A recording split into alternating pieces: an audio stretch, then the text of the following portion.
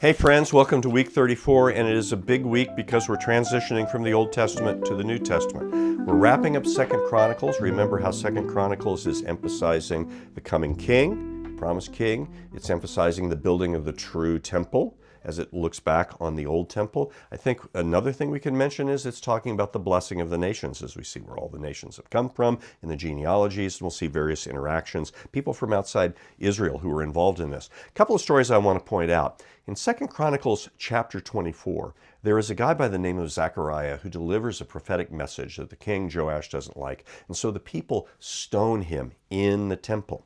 Now, this is an interesting story. It's not found elsewhere, but Jesus cites this story in Matthew 11 when he says the blood of all the prophets from Abel to Zechariah will be required of this generation. Well, think about that when you get to Matthew 11, but notice here, that really means a story from the beginning of the Bible, Genesis, the story of Abel and Cain, and from the last book of the Hebrew Scriptures in the Hebrew canon, 2 Chronicles. So from beginning to end, Jesus says, of the book. Very interesting move. And also notice how Chronicles ends with Cyrus, who claims that he's the king of the whole world, but we know that's not really true, is building a house in Jerusalem. Well, is that the fulfillment of God's promise?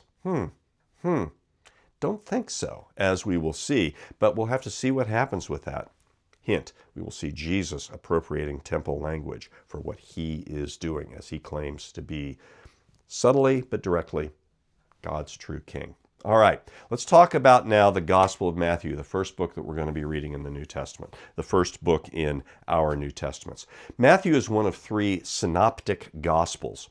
They're so called because they have similar wording and similar order. He punctuates the story of Jesus with 5 longer sections of Jesus' teaching. Let me just enumerate these quickly and you can watch for them. The first is the Sermon on the Mount in chapter 5. The second is the sending of the 12 in chapter 10. In chapter 13, we'll see Jesus deliver an extended discourse in parables. In chapter 18, we'll see an extended discourse on life among God's people in the assembly of God's people, the church. And then in chapters 23 to 25, Jesus will denounce the Pharisees, and then he will discuss the coming fall of Jerusalem and the coming day of the Lord. So these 5 discourses kind of are arranged here, and we'll see how the sections in between them kind of intermesh with them, as if we've got, what are those toys that connect together? Connects? I think that's what you call them. Okay.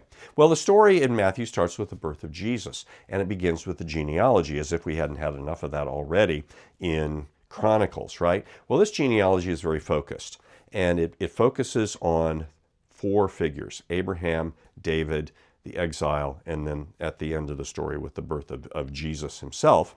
In that, we're focusing on promises. Abraham, blessing all nations. David, the promise of the temple. The exile, the promise of restoration. And then Jesus, the one who fulfills those. We also see Tamar, Ruth, Uriah's wife, and Mary. What's up with these women? Normally they wouldn't be included in a genealogy, at least not commonly. Well, each of them comes from outside the tribe, except for Mary. So we're reminded of blessing the nations. Each of them has, mostly unfairly, the hint of sexual immorality about her. And we won't discuss the details right now, but remember, when Mary gets pregnant, not everyone assumes that it is a virgin conception. That's normally not what happens. But we know better because we're reading the story as it happens. The birth of Jesus is described by Matthew in a way that it emphasizes his virgin conception. And how remarkable this is, how this is fulfilling God's promise to send the true king. It emphasizes the evil work of King Herod, which is a continuation of Israel's exilic situation. Herod and his kind are not the true king, but God is protecting Jesus. It emphasizes Gentile or pagan sorcerers. Who are we talking about? The wise men. That's who they really are. What is God doing? Reaching out to all the nations. And then it shows how Jesus is repeating Israel's story as he is being pursued, as he is being called out of Egypt, as he is a lowly person in the whole thing.